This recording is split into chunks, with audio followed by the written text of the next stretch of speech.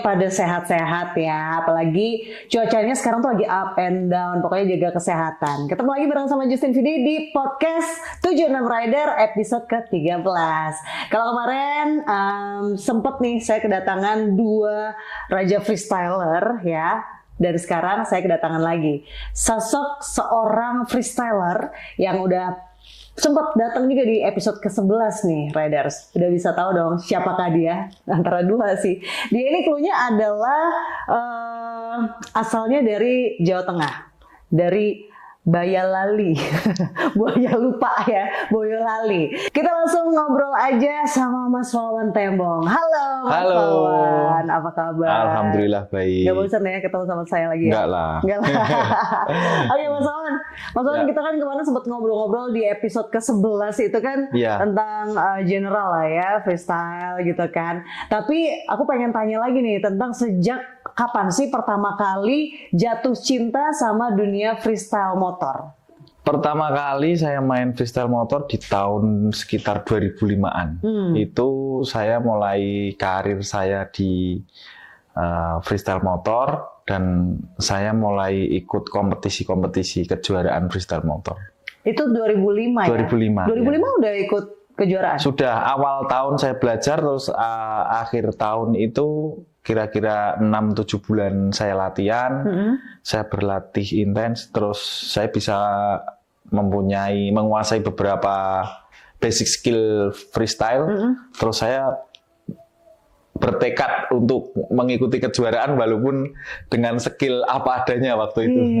Itu termasuk nekat sih ya? Iya, nekat karena kan kita berangkat juga motor itu dinaikin sampai tempatnya dipakai kompetisi juga motor itu seperti itu. Jadi kita berkompetisi menggunakan motor yang dijalankan di jalan raya. Jadi macam kayak perlengkapannya spion apa dan plat nomor segala macam masih tertempel, pas sampai tempatnya baru kita lepas buat kompetisi. Itu agak ada cerita seru tersendiri juga sih. Ya ampun, keren.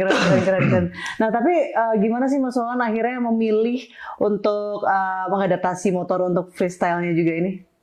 Karena waktu itu perkembangan di dunia freestyle di Indonesia sering ada kompetisi, terus kalau saya saya memang hobi di otomotif, khususnya roda 2.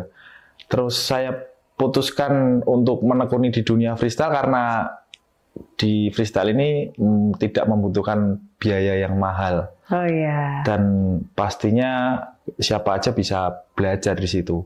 Terus saya sih kalau disuruh memilih waktu itu ya pengennya bisa ikut balap juga. Cuman ya dengan fasilitas yang ada saya manfaatin, terus ya alhamdulillah saya bisa menjadi profesional di dunia freestyle ini. Mas, tadi kan Mas Wawan kan bilang ya biayanya tuh nggak banyak gitu. Masih ingat nggak sih itu kan dulu pertama kali motor yang dipakai apa? Shogun. Aku menggunakan motor bebek Shogun ya. 2005 sampai 2000 mau 12. Loh, lama juga ya? Lumayan lama. Jadi saya menggunakan motor bebek itu lama banget. Saya mungkin pindah ke motor sport terus ke motor-motor yang besar itu 2012 ke atas lah, mau 2016 gitu. Jadi saya menekuni dunia freestyle ini juga udah lumayan lama banget. Berarti Shogun itu 7 tahunan ya? Kurang lebih segitu. Jadi dulu kan ada namanya kompetisi itu best of the best. Jadi motor disediakan dari panitia. Jadi motor disediakan panitia, kita memang benar-benar yang diuji skill orangnya. Jadi motor itu ada bebek, sport, matic. Nah, kenapa saya waktu itu punya motor bebek. Terus di tahun sekitar 2007 saya juara best on the best Indonesia dengan kompetisi motor yang disediakan dari panitia. Jadi peserta itu benar-benar daftar aja, bawa badan. Itu benar-benar skill yang diuji. Nah, dari situ saya terus tekunin itu dan ya sampai sekarang ini. Nah, yang tadi aku pengen tanyain itu, tadi kan ngomongin tentang biayanya kan lebih hemat gitu kan. Dari tahun 2005 sampai tahun 2007 masih ingat nggak sih biaya yang dikeluarkan itu sehemat apa sih sebenarnya? Kalau di balap itu kan mohon maaf tidak bisa menggunakan kayak ban bekas second gitu kan nggak bisa. Kalau di freestyle ini lebih kita sesuaikan kebutuhan kita. Jadi selera kita, aku menggunakan ban yang nggak begitu spek yang khusus gitu. Jadi menggunakan ban spek standar pun masih bisa. Makanya bisa dibilang biayanya murah banget gitu. Jadi tinggal kita ngulik skill kita supaya terbiasa menggunakan spare part yang ada. Sebenarnya lebih seperti itu sih. Mencocokkan karakter juga gitu ya. Jadi karena dulu juga adanya cuma itu, gitu. Lebih ke situ sih. Wow, keren. Tapi menurut Mas Wawan nih ya, trik, kita langsung loncat ke trik nih. Yeah. Trik yang paling menantang yang pernah dilakukan sama Mas Wawan dan yang paling menantang, yang paling favorit juga, itu apa? Kalau waktu saya masih menggunakan motor bebek itu namanya circle wheelie. Circle wheelie itu yang diangkat roda depannya, muter. Itu yang muternya cepet banget. Namanya mega spin kalau dulu itu. Circle wheelie. Itu saya punya gaya andalan lah, bisa dibilang ya favorit saya. Itu muternya cepet banget. Jadi itu kalau di kompetisi namanya buat lastrik, gaya terakhir yang buat andalan gongnya lah ya. Gongnya itu ya mega spin itu. Terus saya waktu itu kan menemukannya di motor bebek. Motor bebek itu kan kalau untuk explore kayak skill itu kan terbatas karena motornya kan nggak ada tanking, motor bebek lah, kayak gitu. Makanya ya saya bersyukur mulai dari motor bebek itu, jadi ketika saya pindah motor sport, ketika motor yang lebih memadai, itu saya punya imajinasi yang lebih untuk mengasah skill saya lebih, variasi yang lebih banyak, seperti itu sih. Di tahun itu banyak nggak saingannya yang pakai bebek itu? Waktu itu banyak banget. Banyak banget. Waktu itu ya, karena kompetisi Indonesia itu kan kelasnya ada bebek, sport, sama matic. Rata waktu itu karena motor bebek itu, kalau sekarang kan lebih banyak motor matic sama sport aja, bebek hampir nggak ada. Itu banyak dulu, pesertanya banyak banget. Karena ya dibilang pendaftarannya murah, terus sama semua orang itu bisa ngelakuin freestyle. Terus di sisi lain waktu itu tempat buat berlatih itu masih pakai jalan umum. Oh, jalan raya ya? Jadi kayak mengandalin parkiran gitu, belum seperti sekarang ada sirkuit gitu-gitu sih. Oke. Berarti kalau dulu lebih ke parkiran ya? Iya, parkiran, terus belum ada sirkuit permanen yang seperti sekarang. Kalau sekarang kan udah banyak sirkuit permanen. Udah ada ya? Iya. Oke. Kita lanjut lagi nih. Kalau ngomongin tentang bukan balap ya, kayak misalnya kejuaraan lah ya. Itu ada nggak sih kriteria penilaian buat kejuaraan freestyle moto? Ada. Untuk penilaiannya basicnya itu yang kita wajib bisa di dunia freestyle ini, untuk yang penilaiannya wheelie angkat roda depan, stoppie angkat roda belakang, sama burnout. Burnout itu yang bakar ban itu. Terus ada lagi akrobatik. Tambah lagi ada combo. Combo itu 3 basic skill itu jadikan satu. Nah, itu nanti di mana ada tingkat kesulitan paling tinggi, nah, itu nanti dapat nilai yang paling bagus. Contohnya kayak stoppie. Stoppie itu kan ngangkat roda belakang, nanti ada ukurannya berapa panjang dia bisa melakukan stoppie itu. Jadi nanti penilaiannya seperti itu. Dari 3 basic skill itu nanti ditotal. Terus yang nilainya paling tinggi itu yang pemenangnya. Itu yang menang, ya? Kadang kan ada yang basic skill-nya dia wheelie yang angkat roda, yang standing-nya pinter, tapi stoppie-nya kurang nilainya. Nah, makanya dari 3 basic skill itu kita harus pinter-pinter gimana caranya bisa kolaborasiin, dilihat itu bisa seimbang. Jadi nilainya biar rata. Terus kayak akrobatik itu tambahan aja sih. Akrobatik itu yang poin plus lah ya. Kayak tambahan. Oke. Nah, kan ini Mas Wawan ini lagi udah banyak banget nih trik-trik yang dikuasain gitu kan. Pasti udah punya prestasi, kemenangan juga udah banyak banget. Apa sih prestasi atau juga kemenangannya Mas Tembong yang paling berarti buat Mas Wawan?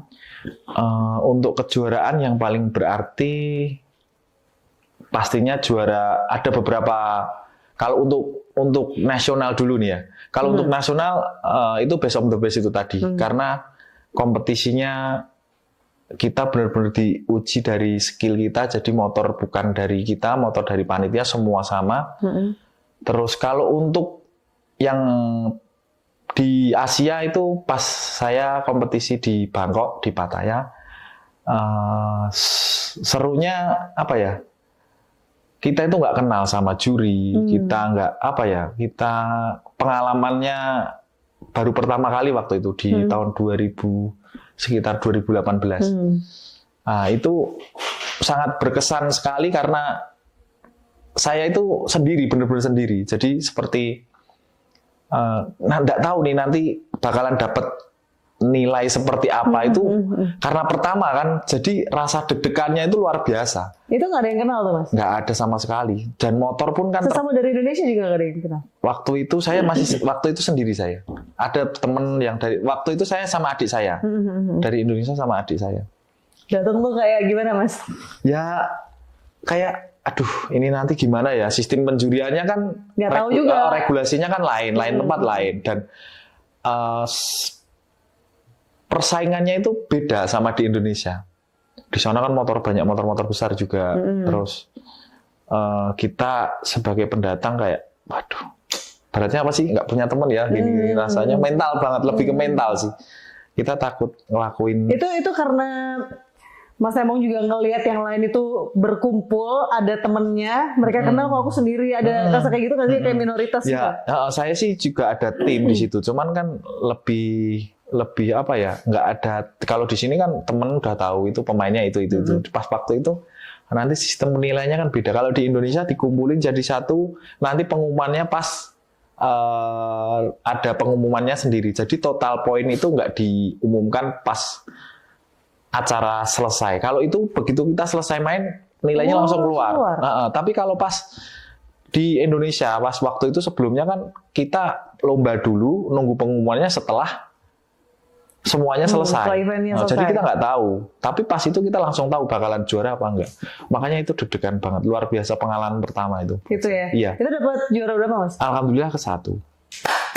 Mantap, itu yang paling berkesan ya. Iya. Nah tadi kan Mas Wawan udah sempat cerita nih pengalamannya ke Thailand gitu-gitu kan. Nah pengalamannya ketika berkompetisi di tingkat internasional itu sebenarnya apa sih bedanya sama kompetisi lokal tuh Mas? Bedanya lebih ke mental sih. Kalau sama mereka kan lebih apa ya? Kalau internasional itu lebih tertib, lebih perfect lah. Jadi lebih tertib sama kayak kita lagi free practice gitu, ngantri-ngantrinya itu lain sama kalau kompetisi nasional, dan lebih tertata. Pastinya itu.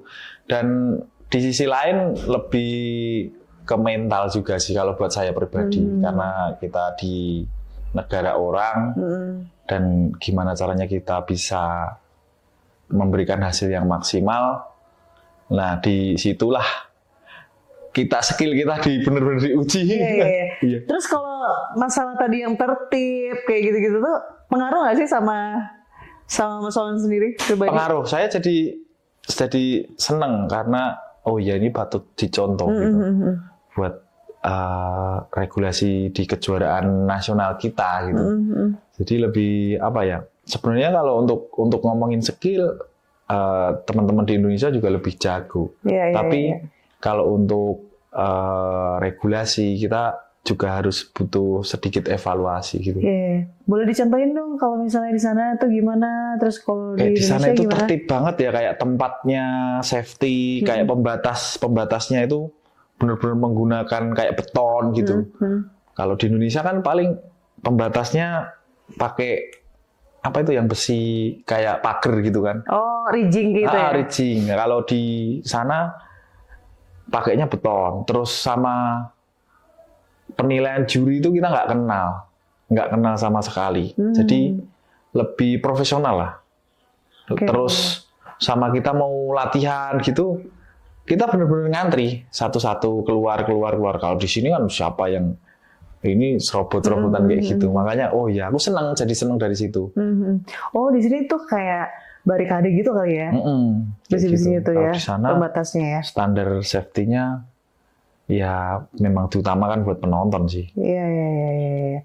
Oke, sebelum kita lanjut lagi ngobrol-ngobrolnya, saya mau kasih tahu dan mau ingetin juga buat rider, jangan lupa untuk subscribe YouTube channelnya 76 Rider ya, dan aktifin tombol notifnya supaya nggak ketinggalan sama konten-konten kita, ya kan? Kita kontennya pasti menarik-menarik lah dari 76 Rider, seperti 76 Rider Podcast ini. Jangan lupa juga 76 Rider Podcast ini bisa didengerin juga di Spotify. Jadi tinggal pilih aja mau nonton di YouTube channelnya 76 Rider atau bisa dengerin sambil di perjalanan atau di mana aja, sambil masak atau sambil ngapain aja bisa didengerin di Spotify. Oke, yuk sekarang kita punya tebak-tebakan nih Mas. Wah, apa ini? Asik. Butuh konsentrasi ya. Oke. Oke, sekarang kita bakalan ngajakin Mas Wawan Tembong buat main games. Jadi akan ada video aksi yang kita tampilin dan kita tes nih Mas Wawan Tembong apakah tahu nama-nama dari video yang akan ditampilkan setelah ini. Ayo, siap ya Mas ya? Siap. Oke, fokus. 3, 2, 1. Ayo. Apa nih? No hand headstand. Wait, coba kita lihat ya jawabannya ya.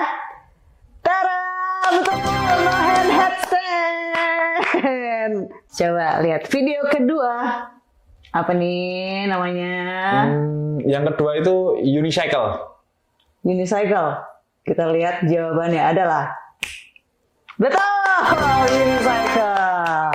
Masih ada 3 pertanyaan lagi. Kita putarkan video ketiga. Let's go. Apa nih Mas? Yang ketiga, itu namanya tornado drifting high side. Oh, coba kita lihat ya. Betul, tornado apa tadi? Drifting high side. Yes. Yang keempat videonya ini dia. Ayo Mas, pasti bisa nih. Bisa lah. SUV 360 itu. SUV 360. Ya. Kita lihat jawabannya. Betul, SUV 360. Terakhir, video terakhir nih. Ini masih tahu banget. Biasa dipakai nih. Kalau yang terakhir itu WIP 360. WIP 360. Coba kita lihat. Betul. WIP 360. Wih, gila 55-nya bisa semua loh. Mantap. Oke, tadi kita udah main game sama Mas Wawan Tembong. Sekarang kita lanjut lagi ya ngobrol-ngobrolnya. Nih Mas Wawan. Ya. Pengen dong tolong banget ya dijelasin. Apa sih tolong banget? Untuk kelas-kelas di kompetisi freestyle moto tuh apa aja sih? Untuk kelas-kelas motor freestyle di Indonesia itu ada, kalau untuk sekarang ini ada kelas ada spot sama matic aja sih. Kalau dulu kan zaman saya waktu masih belajar ada kelas bebek. Cuman dengan sekarang banyaknya lebih banyak memakai spot sama bebek, sekarang kelas bebek itu nggak ada. Mungkin kalaupun ada yang menggunakan motor bebek bisa digabung di kelas matic. Terus, gitu. Terus sekarang ada tambahan lagi kelas supermoto. Supermoto itu yang motor trail itu. Dan untuk kelasnya ada kategorinya ada 2 itu tadi. Ada kelas sport sama matic. Terus untuk kelas ridernya itu ada kelas pemula sama pro. Yang profesional sama ada yang rookie lah. Seperti itu. Sama ada lagi yang kelas namanya bergu, kelas tim. Itu untuk regulasinya biasanya masing-masing panitia yang pengen mau ngasih regulasinya kan kadang ada dikasih waktu 5 menit. Itu satu tim misalkan 4 motor, untuk ridernya bebas. Ada yang 3 motor, itu tergantung space waktu sama lokasinya, biasanya seperti itu. Oh gitu. Kalau untuk kelasnya sih cuma ada 2, sport sama matic. Terus tambah lagi nih supermoto. Supermoto sih masuknya ke sport menurut saya. Nah, kalau untuk ridernya ada rider pro sama pemula, itu aja. Kalau bebek itu ternyata sekarang masuknya ke matic ya? Bebek kalau masih ada penggunanya mungkin digabungkan ke matic. Karena kan rata-rata sekarang kan peminatnya matic. Iya. Oke. Mas, kita mau tahu juga nih pengalaman pertama kali ketika ikut kejuaraan freestyle moto tuh kayak gimana dulunya? Pengalaman Dari pertama, nekat tadi itu ya? Iya, pengalaman pertama saya itu lucu ya, karena saya udah jelaskan tadi, saya itu berangkat menggunakan motor tersebut, dan saya coba tes motor itu kan kayak semacam wheelie di jalan. Nah, ternyata itu waktu di jalan itu ada orang kampung apa orang lagi nongkrong-nongkrong, nggak tahu, saya itu dikejar sama orang itu. Dikejar, ditegur, mau ditegur, tapi saking takutnya itu saya lari terbirit-birit. Sumpah. Sampai saya ngumpet itu waktu. Saya ingat banget kompetisinya di Jogja, saya lari-larinya itu di Klaten. Itu lari apa bawa motor? Lari, maksudnya lari, melarikan diri. Ya. Kirain itu motornya ditinggal. Apa ya Pak? Enggak, lari. Oke, Saya goncengan berdua. Saking-sakingnya saya pengen mengikuti kompetisi, pas waktu malamnya itu saya ngetes motor itu sampai segitunya gitu. Sampai sekarang itu saya kalau ingat, waduh, tak bilang edan ya. Perjuangan dulu. ya. Nekat banget gitu. Motor dinaikin, ya benar sih nggak begitu jauh dari Boyolali ke Jogja. Cuman waktu itu kan saya nginep di Klaten karena biar lebih dekat. Saya malam itu habis benerin motor, setup gear sama pengereman, saya coba tes. Ternyata nggak tahu itu ada yang orang merasa terganggu apa gimana.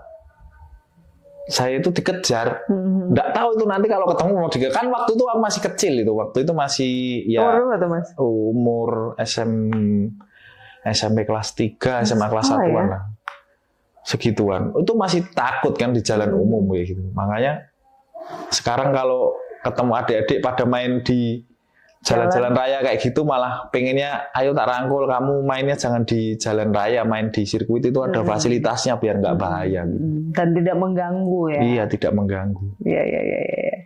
Nah, ketika ini ngomongin tentang kejuaraan lagi nih, ketika memenangkan kejuaraan Asian Stunt Day 2015 ya kalau salah ya. Iya. Itu tuh gimana nih momennya? Masih keinget nggak sih momen-momen kejuaraan itu? Pertama kali dapat dolar ya.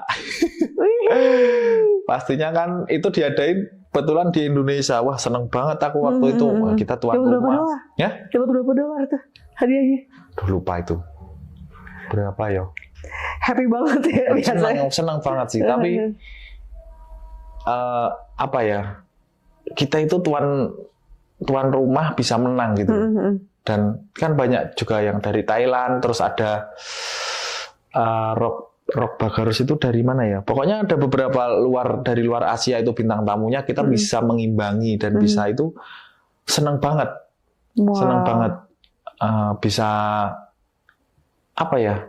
Membawa harum lah. Kita itu ternyata nggak dipandang sepele gitu.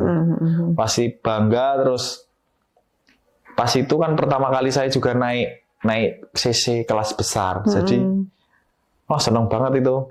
Terus dari situ mulai saya menekuni di spot terus, nggak pernah main motor-motor kecil lagi. Oke, itu 2015 ya. Terus 2018-nya itu ikut kejuaraan freestyle atau di Thailand itu ya, tahun 2018. Pengalamannya lebih seru yang mana, Mas? Thailand sama yang 2015 itu? Kalau di Indonesia kan itu juga Asia, tapi kita kan menang kandang ya. Jadi pas ketika ke Thailand mentalnya lain lagi.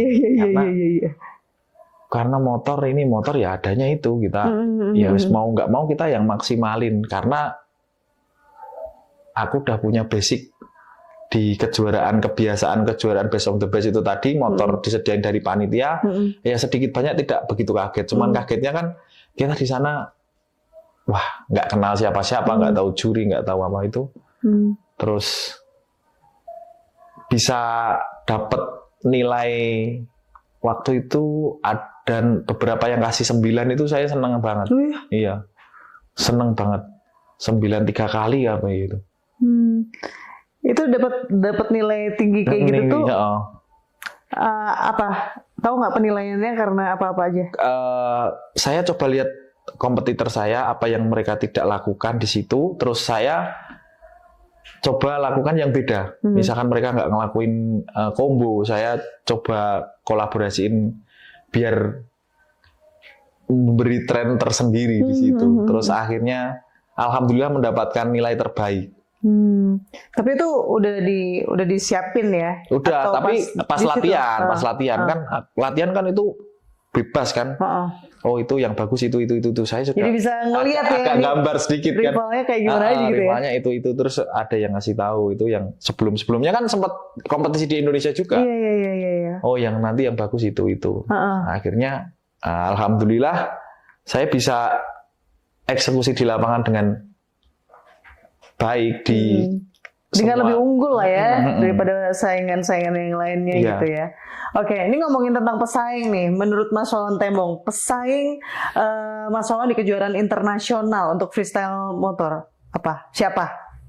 Kalau di Bangkok itu ada malah kemarin tuh sempat ada yang cewek juga namanya, tapi ke juara ketiga ya waktu itu.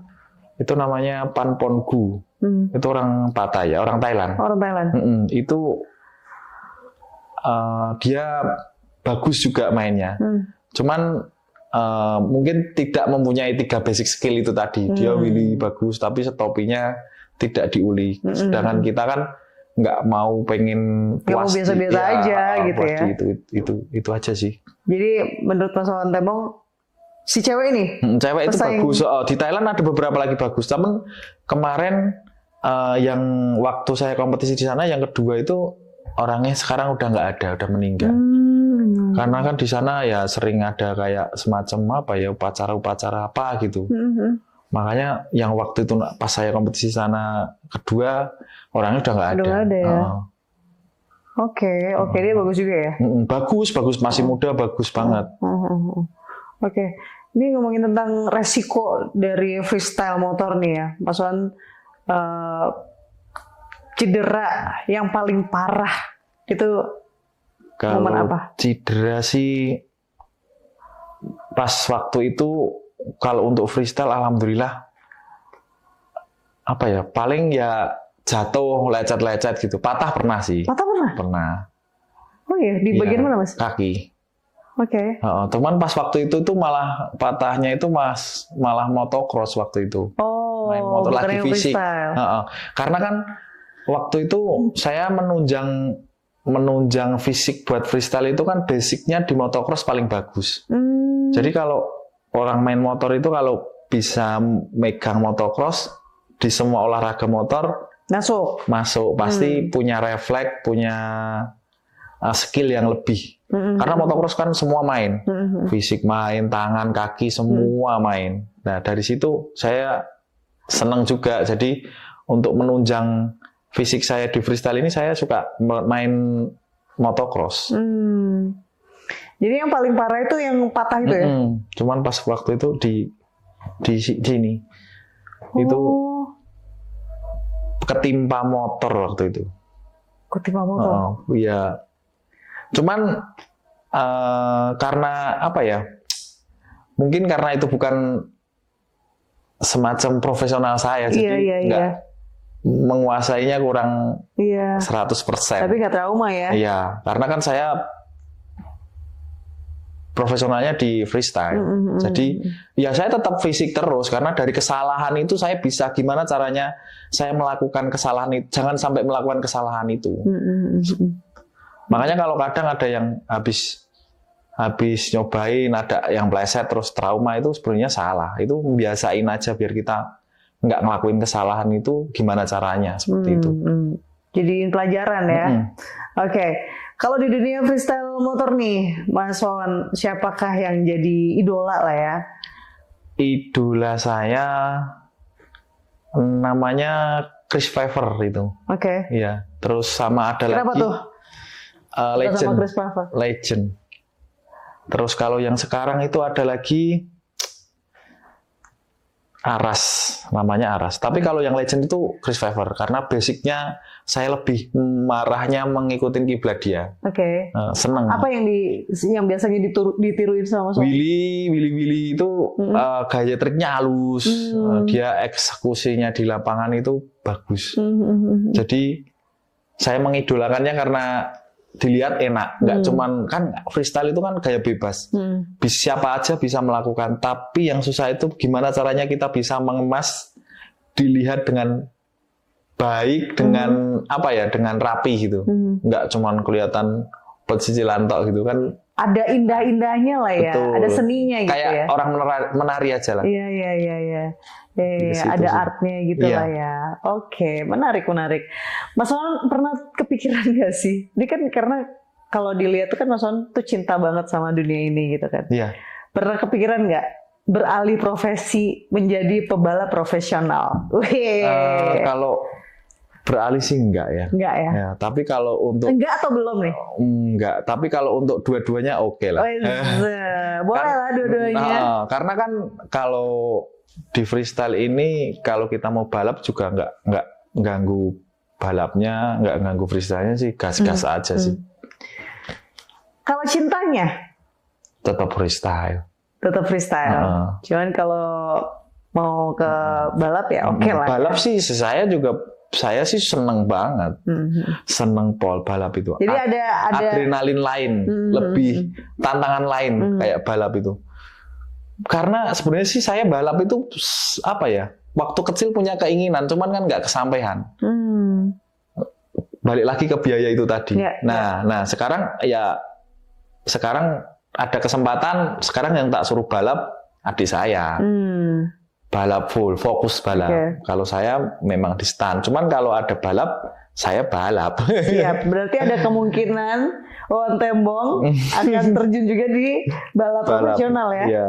Mas Wawan, kalau ngomongin tentang freestyle itu kan biasanya turunannya atau berhubungannya itu biasanya sebagai talent juga dong ya. Iya. Nah talent itu biasanya jadi kayak stunt rider juga nggak sih? Iya, saya pernah jadi beberapa stuntman, kayak iklan-iklan. Oh iya? Iya, iklan seperti iklan-iklan minuman, brand-brand merek motor. Tapi ya itu tadi, jadi stuntman yang kelihatan cuman di belakang helm aja sih. Mukanya enggak ya?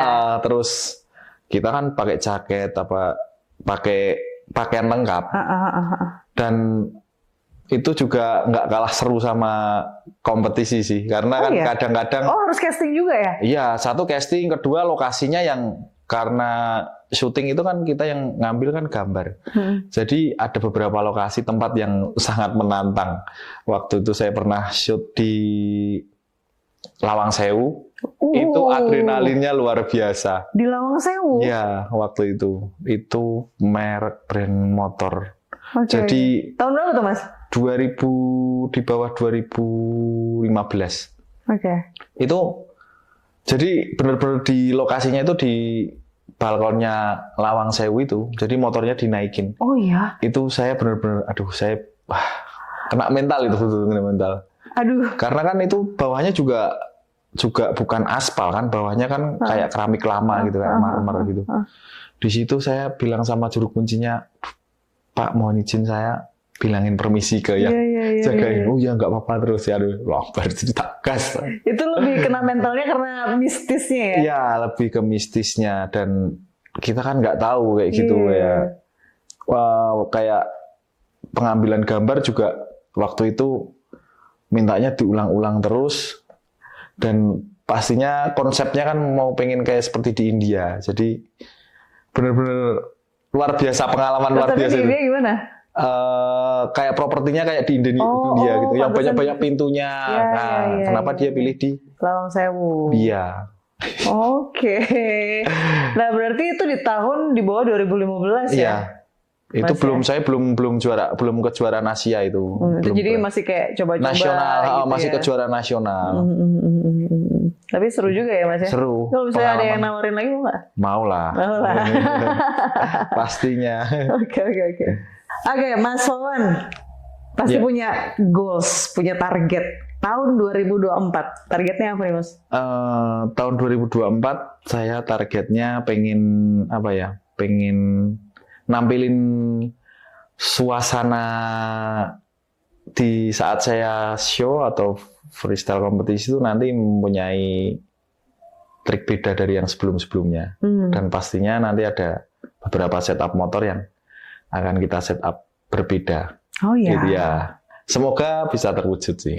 Amin. Amin. Kita tungguin ya. Seperti apa sebenarnya cita-citanya yang pengen dirubah nanti tuh apa yang pengen dimunculin lagi gitu ya. Semuanya pasti penasaran nih Riders.